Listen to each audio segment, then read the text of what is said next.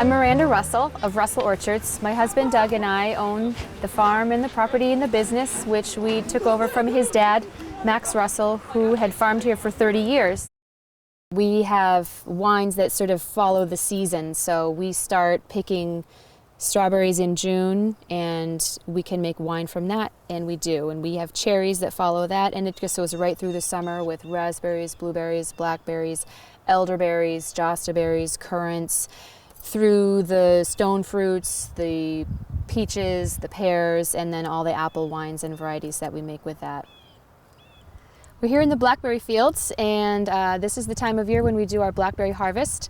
We sell a lot of our blackberries at retail in the store, but we also use a lot of them in our wine production. And the blackberries that we're picking today and over the next couple of weeks, we'll put into fermentation in a cold filtered process, and we'll be ready to bottle that blackberry wine in sometime within the next 6 months. We also make a perry here with our pears, which is a hard pear drink that's made from pears the way that a hard cider is made from apples. And we also make a pear wine, which is really delicious. These pears here will be ripe sometime in September and October, at which point they'll be pressed on our cider press and started into fermentation, and we'll finish that process the following season. Well, let's head into the tasting room. And in the tasting room, we can try probably 4 or 5 varieties of wine. And any given weekend, if you stop by, you can try the wines that we're sampling that day. We try to have a nice variety of different wines and hard ciders available for people to try, so that if you come every weekend, you might be able to try them all over the course of the year. Well, we're here in our tasting room at the barn at Russell Orchards, and here's where we store and sell some of our wines from. We have them at room temperature, and they're all over this room, and we also have them chilled in our refrigerator because a lot of people decide that they like it so much they need to try it tonight, have it with dinner. Some of the wines that you'll see behind me here are our very popular fruit wines, and our hard ciders are here. We have a unique rhubarb wine, which is really nice chilled. It's great served with something like a poached fish.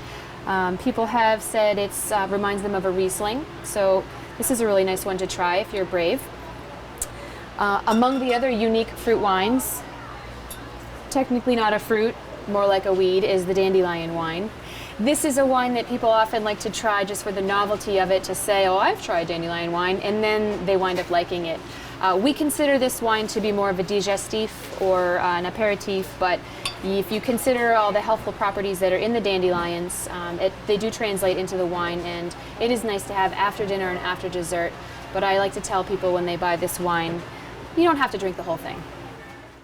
Of all the wines and hard ciders that we make here at Russell Orchards, I would say that the sweet hard cider and the dry hard cider are the most popular in the hard ciders. We sell, bar none, the most of the wines and hard ciders that we sell are those two, followed closely by strawberry rhubarb wine and the raspberry peach wine.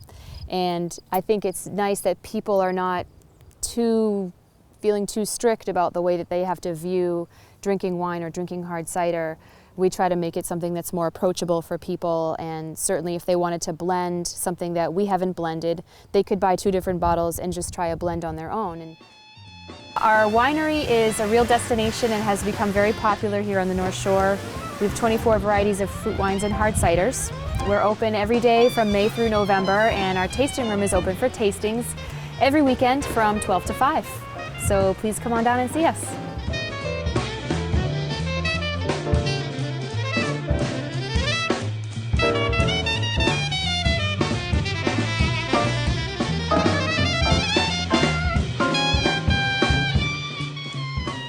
Hi, I'm Rich Pelletier. I'm one of the owners of Neshoba Valley Winery. I've been with the winery since 1995. We have a bunch of different offerings out here, but our primary focus still remains fruit wines, where we have probably about 22 different varieties of fruit wines and probably about 8 different varieties of grape wines. In the late 90s, we actually started planting and playing around with some of the grape varietals that we can actually grow out here on the East Coast. One of my favorite wines, and the ones to this day from in the very first grape planting that we did, was Vignoles. And we actually do Vignoles as our first estate grape wine, and it's produced dry. Well, a lot of wineries use Vignoles in an off-dry or sweet style. We actually produce it here with 0% residual sugar, and I think it's it has lush pineapples and apricot taste to it. So it's actually it has become one of our better grape wine varietals that we sell. This is our barrel room. So this gives us a great temperature, humidity control area where we have roughly about 160 barrels. We have quite a variety of barrels, and we do experiment a lot between French oak, Eastern European oak, and we do a lot with 3-year toasted American barrels made by Canton Cooperage. One of the great things about what we offer here at Neshoba Valley Winery is that it's a great day to come out and just relax. Pull up a picnic table or a table that we have on one of our front porches, various porches all over the place, but many people come out here. We have a picnic lunch program. We have a lot of food actually, and some great vendors in the wine shop that you can come out and purchase Stonewall Kitchen products or private label products. And then we also where you can go online and order a picnic for a day, and when you show up, the picnic's ready for you. You can take it out, grab a bottle of wine, and just spend a relaxing day in the country. Hey, thanks for watching. Neshoba Valley Winery is open 7 days a week until 5. We do tastings every weekday. We do tastings and tours on Saturdays and Sundays. Hope to see you soon.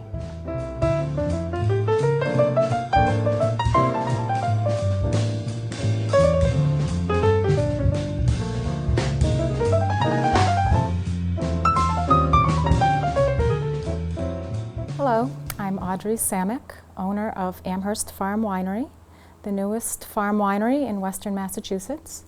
We produce 12 different fruit wines, 6 different grape wines here, 2 hard ciders, and 4 carbonated natural sodas. We purchased the farm in 2004. It's an old building, farm barn that came out of the Quabbin Reservoir.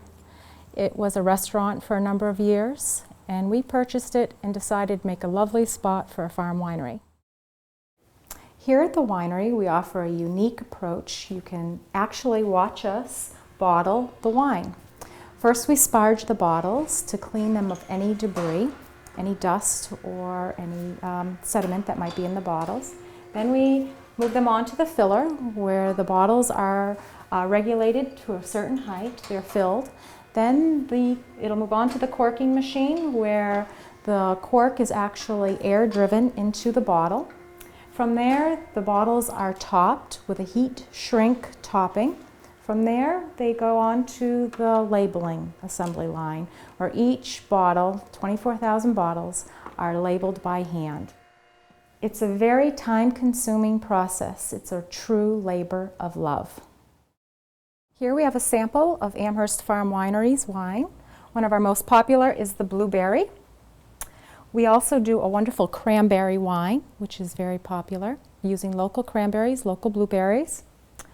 We have a strawberry wine with local strawberries, and it's like summer in a glass, very refreshing. There are a number of lovely spots to enjoy a glass of wine at the winery. You can sit out here on the barrel patio overlooking the vineyard and enjoy a glass. We also have an upstairs gallery loft where we will be featuring local artists each month with a wine and cheese reception. Amherst Farm Winery is open 7 days a week from 11 to 6 for tours and tastings. Hope to see you here soon.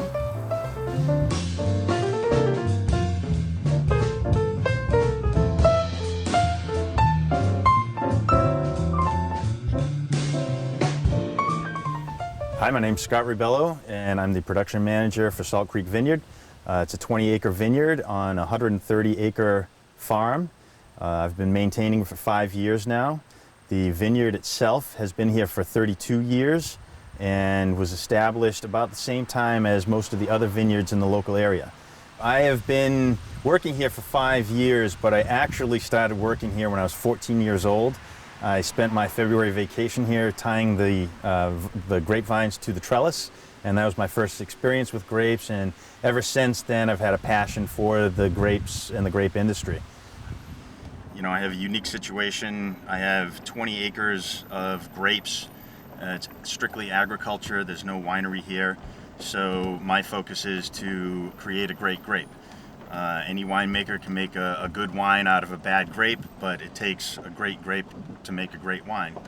And so being in agriculture like this, and I'm also in horticulture, to do this, to create a good grape is the best thing I can do for the industry for Massachusetts, because anybody can grow a grape, but not too many people can grow a really good one. So what makes this vineyard unique for Massachusetts especially, but all of New England, is that it's one of the largest vineyards that's strictly agriculture. There's no winery here. The homeowner or the property owner expressed to me originally when we started the vineyard that she did not want a winery here. She just wanted it to stay a farm and stay agriculture. So it's a 130-acre farm.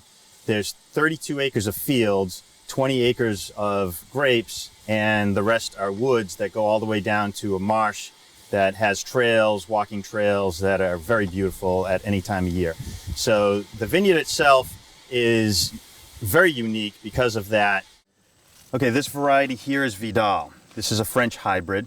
It's also a very aggressive grower, so we have to do several things to keep it in check. We prune the tops. We also have to do some cluster thinning. When you get to a certain point in the season, you have clusters that aren't developed as much as the rest, and they need to be removed physically. Cane thinning is also something that's done to reduce the grape load on the plant. Each plant has a certain number of canes growing on it. The canes should only take up 4 to 6 canes per foot. So you have to manually go through, count the canes, and remove extra canes to the point where you only have 4 to 6 per foot. This is done so that you have balanced pruning, so that the plant produces the same amount of grapes every year, and that way it only takes up the same amount of nutrients every year, and it will continue to produce grapes of the same quality every year. That's downy mildew. That's what happens on the bottom of the leaf. So when we have that situation, we'll come through and we'll trim off the excess, and this is called hedging.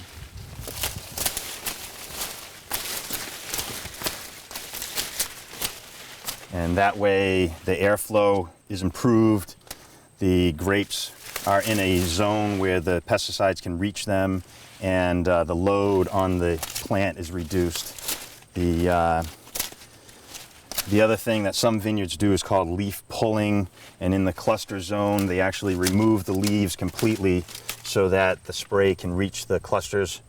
In my situation, there's too many vines here to be able to do that, so I have to grin and bear it and just hope that the spray penetrates. So we do the hedging so that the grapes can get the spray, but it also helps in removing some of the downy mildew that's built up on the leaves. Okay, so one of the difficult parts about New England and Massachusetts is the unpredictable weather in the winter. Cold temperatures are a factor. In most vineyards, the best way to grow a grape is to have one trunk, one vine has one trunk. In New England, we have to practice multi-trunks, because if we get temperatures below 5 below 0, 10 below 0, the plants can actually die to the ground. So where we have 3 trunks here, we're hoping that at least one of them will survive. And then the next year, if there's a situation where they all survived, then we'll thin out the trunks and maybe we'll only leave 2. This year we left 3 because one of them has some mechanical damage. But in typical situations, we would leave at least 1 or 2 for the year, but at the end of the year we would have renewals coming from the bottom that would need to be pruned out, and then we would just allow these to grow as is. So last year we did 56 tons that went all over New England. About 50% goes down to Stonington, Connecticut, Stonington Vineyards. Another 20% goes up north to New Hampshire. Newport Vineyards acquired about 10 tons last year. And then the rest goes all over New England, a ton here, a ton there, 500 pounds, 1,000 pounds, it varies. But altogether, I have about 15 winemakers that are all over New England that use the wine, or use the grapes. The history here has had 3 different production managers, including myself. And at this point, I expect to be here for a while, but the last production manager was here for almost 20 years. It's a job you have to love, and I love it.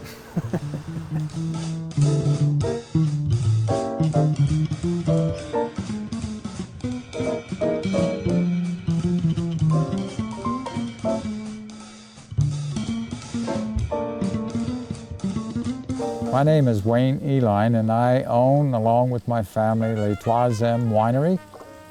This all started as a job to fill in my time in retirement. However, it has grown into something much bigger than that. Les Troisièmes, my wife and I really wanted to name it the 3 M's for our 3 oldest granddaughters, Megan, Madison, and Mary Catherine.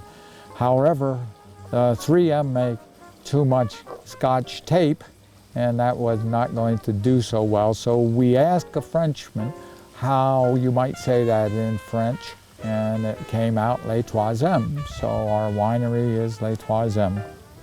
We started this whole process in 2003, and we were going to make a few bottles of wine, maybe 400 or 500 cases. And this year we will be producing approximately 4,500 cases. So it's grown much bigger and larger than what we ever expected to.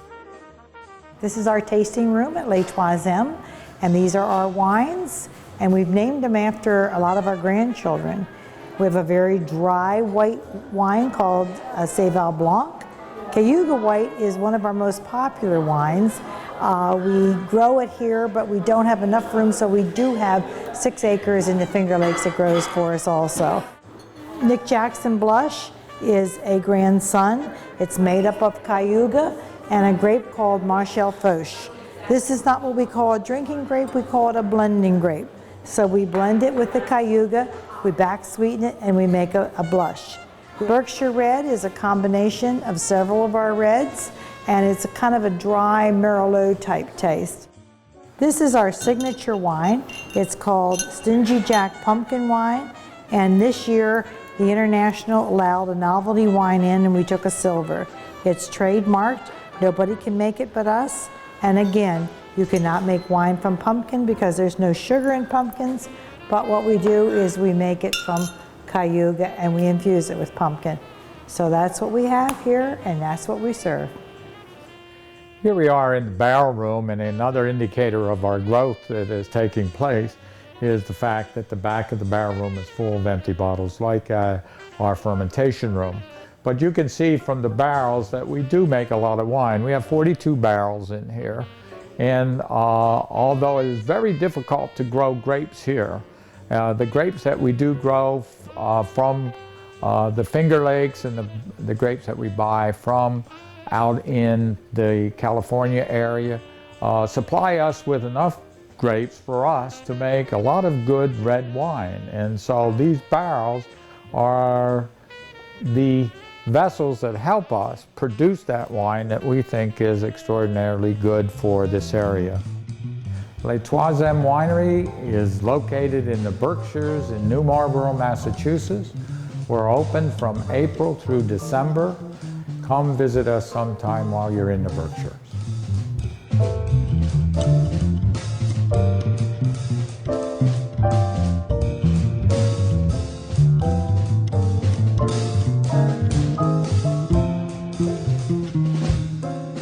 Hi folks, I'm John Samick, one of the owners here at Hardwick Vineyard and Winery. I'd like to take this opportunity to invite everyone out to come visit our farm. We bought this farm in 1997 with a dream of starting a vineyard and a winery. We planted our first grapes in 1998. We became a licensed farm winery in 2002, and we're currently in our 9th year, excited going into our 10th year. So we bought this farm in 1997. 150 acres total on the farm. Most of it was grown in, and most of it's woodland, but it was about 40 acres that's actually tillable. But no one had farmed here since the 70s, so it was grown in. All the fields here and all the vineyards we had to bring back to fields, actually. A lot of the trees probably were grown 4, 5, 6 inches in caliber. And just removing them and removing some of the stone walls and opening it up and making it a usable fields and vineyard is what we've been doing. So here, this variety here is a white variety. It's the Cayuga White. We use this for blending with almost everything. Our cranberry is our best-selling wine, and really our cranberry wine pays our bills, is what we say. And the cranberries are from Hardwick too. The year we planted our first grapes in '98, another farmer who diversified sold his dairy herd and went on to other things, planted a cranberry bog right here in Hardwick. We have a total of 6 different wines that we sample every Friday, Saturday, Sunday, and Monday. We welcome guests from 11 to 5 to come in and try our 2 reds, our 2 whites, our blush, and our Massett's cranberry. It's mostly white grapes we get from our own vineyards as well as some other wineries in New England. We bring in some extra grapes. We also blend it with Steve Prouty's cranberries from the local cranberry bog here in Hardwick. It's a little sweet from the grapes, a little tart from the cranberries. Good for Thanksgiving with turkey, apple pie. It's been our best seller since day one. Massett's was the abbreviation for the house built back in 1795 that is here on the property with the winery. We do tour the vineyard and the house as well, and you can go through it and sip your wine and go on a house tour. So it's exciting to be in the wine industry and in agriculture in Massachusetts, as we always have. We were born here, raised here, farmed our whole life here, and wanted to continue farming. A little challenging here in central Massachusetts growing grapes. The hybrids are working, they are growing, they're making a decent wine. We sell all our wine. My daughter is full-time now, our son-in-law has come on full-time, and we just see nothing but growth for the wine business here in the wine industry in Massachusetts, and we're excited about that.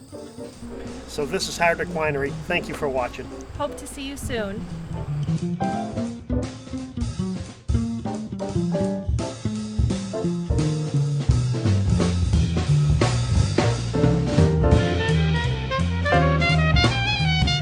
So welcome to Black Birch Vineyard in Southampton, Massachusetts. To my right is Ed.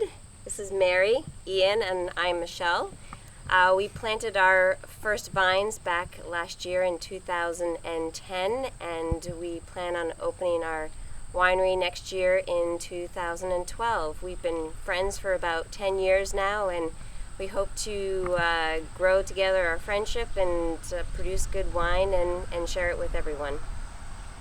Well, let's start in March 2010 when Ian, Michelle, Mary and I sat down for dinner in the house. They came over to watch American Idol, and I had some wine books on the kitchen table, and Ian says, "What's this?" And I says, "Well, I've been toying for a couple of years with doing something with wine, and I was thinking about planting, and I said, my problem is I have a hard time pulling the trigger these days." And Ian's jumped up and he said, "Let's do it." Last fall we put up about 12 different varieties of grapes in maybe 15 or 16 different styles. That's why you see so many of the different carboys and stainless containers, and we also have more in another room. But trying to source grapes, experiment with grapes, and see what kind of wine we can make. Especially, I think we spent more time this past year working with the hybrids and trying to figure out exactly how to make the wine, and we're happy with our results.